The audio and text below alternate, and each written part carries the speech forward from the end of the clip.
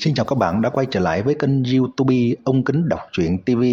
Sau đây tôi xin đọc tiếp truyện Ngạo Thế Đan Thần tập 50 với tựa đề Viêm Long Bảo Lô. Xin mời các bạn chú ý lắng nghe. Khóe miệng Trầm Tường hơi co quắp, có chút khó tin để nói: cái kia, vậy lò luyện đan này là đến từ trên trời? Đó là đương nhiên, nếu Long xuất hiện ở thế giới phàm tục, toàn bộ thế giới phàm tục sẽ bởi vì không thể chịu đựng được lực lượng mà Long thả ra sẽ sụp đổ và hủy diệt. Bạch U U nói: thật sự có Long sao? Trầm Tường nuốt nuốt nước miếng. Tô Mỹ Giao dùng ngón tay ngọc chỉ trán hắn một cái, chậm rãi nói: đương nhiên là có. Nếu như ngươi có cơ hội rời khỏi phàm vũ thế giới này, đi đến những thế giới cao hơn, sẽ biết ngươi nhỏ bé nhường nào. Ta tiến vào thôi. Ta thực sự không chịu nổi Hỏa Long huyết ngọc này. Sư muội ngươi chỉ đạo hắn thu thánh cấp long khí kia đi. Bạch U U nói xong liền biến mất không còn tăm hơi, tiến vào trong giới chỉ kia. Lúc này tâm tình của Tô Mỹ Giao rất tốt, trên mặt mang theo nụ cười quyến rũ nhợt nhạt, xem ra rất là xinh đẹp. Nàng nói: ngươi cái lò luyện đang kia ra, sau đó nhỏ một giọt máu lên đó. Trầm Tường lấy huyền dương lô ra, dùng đao nhỏ cắt ngón tay, nhỏ máu tươi lên trên đan lô. Chỉ thấy sau khi máu tươi cùng lò luyện đan kia chạm vào nhau, một trận hồng quang nhất thời bùng lên. Lúc này Trầm Tường chỉ cảm thấy trong đầu tràn vào rất nhiều tin tức. Sau khi biết được rất nhiều tin tức của lò luyện đan này, Trầm Tường nhất thời hưng phấn mà kích động lên. Lò luyện đan này tên là Viêm Long Bảo Lô, là một người tên là Viêm Long tự luyện chế. Trầm Tường kích động nói: lò luyện đan này có thể làm cho người khống chế nhiệt độ càng tốt hơn. Hơn nữa còn có thể cường hóa hỏa diễm tiến vào bên trong. Bị Hỏa Long huyết ngọc ảnh hưởng, có thể biến thành một loại hỏa diễm rất có trợ giúp đối với luyện đan, khiến người ta thời điểm luyện đan càng thêm thuận buồm xuôi gió. Nói đến đây, Trầm Tường càng kích động hơn. Hắn nói: lợi hại nhất chính là lò luyện đan này chẳng những có thể khiến tốc độ luyện đan của người ta tăng lên, hơn nữa bên trong còn có một trận pháp có thể xoay chuyển âm dương, có thể làm cho thời gian bên trong trôi qua nhanh hơn. Sau khi Tô Mỹ Giao nghe được, thân thể mềm mại kia không khỏi khẽ run lên. Nàng ngửa đầu nhìn vầng minh nguyệt kia, thì thào nói: ta cùng sư tỷ không cần chờ bao lâu liền có thể khôi phục thực lực. Bất quá Viêm Long tự này đến cùng là ai? Người có thể luyện chế ra loại đồ vật này nhất định rất nổi danh, nhưng ta chưa từng nghe qua.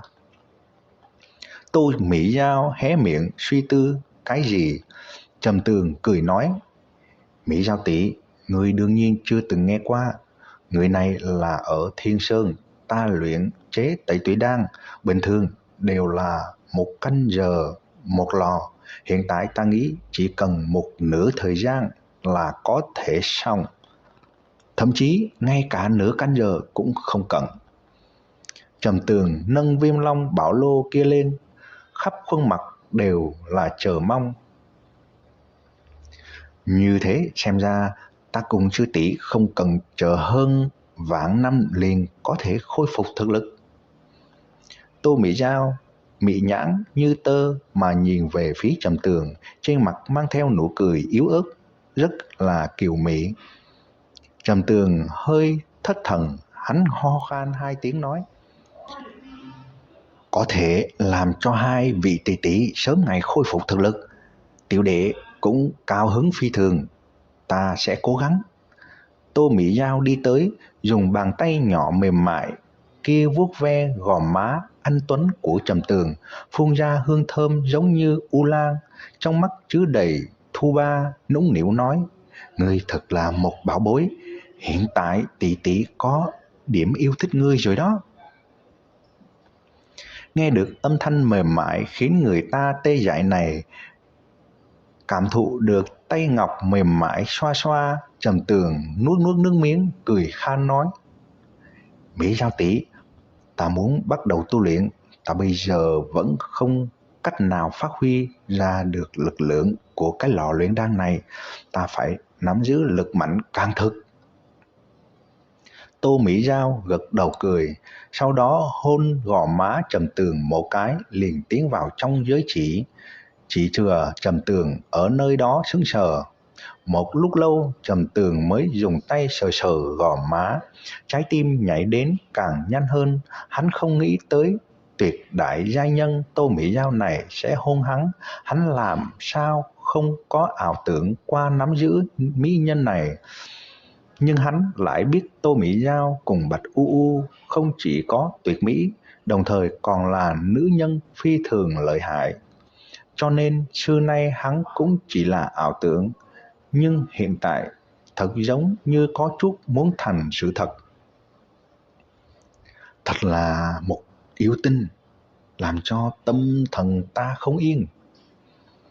Trong lòng Trầm Tường chửi nhỏ, bất quá lúc này hắn lại rất vui mừng, có thể thân cận cùng nữ tự như Tô Mỹ Giao tất nhiên là một sự tình đáng giá hài lòng.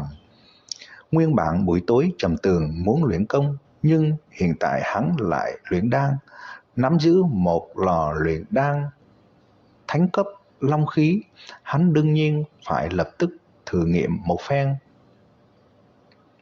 Bên ngoài Trầm Tường mang theo không ít dược liệu, lúc này hắn luyện chế Tẩy Tủy Đan.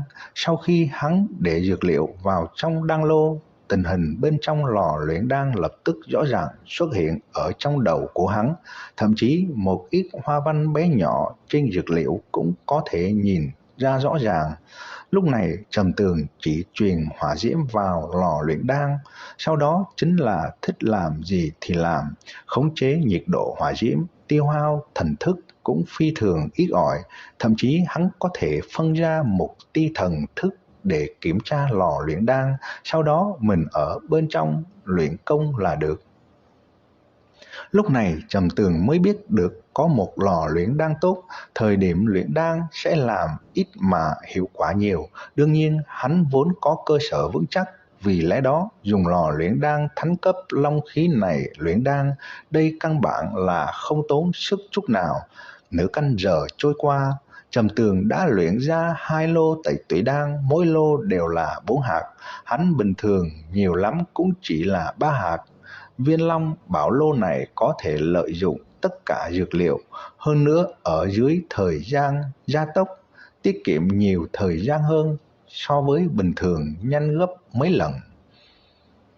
Chỉ bất quá vì thôi thúc trận pháp huyền ảo trong đan lô hấp thụ không ít chân khí của Trầm Tường. Đệ, hiện tại ngươi bắt đầu luyện nhiều cương khí đan một chút, có thể giúp ngươi nhanh chóng tiến vào phàm võ cảnh tầng 7 chân cương cảnh.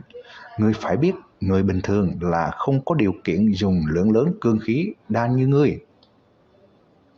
Âm thanh kiều mỹ của Tô Mỹ Giao truyền đến. Cương khí đan ở trong mắt rất nhiều luyện đan sư đều là đan dược, dường như khó luyện. Hơn nữa cấp bậc đan dược chỉ là phàm cấp trung phẩm mà thôi, vì lẽ đó rất nhiều luyện đan sư đều không muốn luyện. Nhưng Trầm Tường lại không sợ, bởi vì hắn có Viêm Long Bảo Lô. Các bạn vừa nghe xong truyện Ngạo Thế Đan Thần tập 50 với tựa đề Viêm Long Bảo Lô. Ở video tiếp theo tôi xin đọc tiếp truyện Ngạo Thế Đan Thần tập 51 với tựa đề Bước vào tầng 7. Xin mời các bạn chú ý lắng nghe. Xin chào và hẹn gặp lại.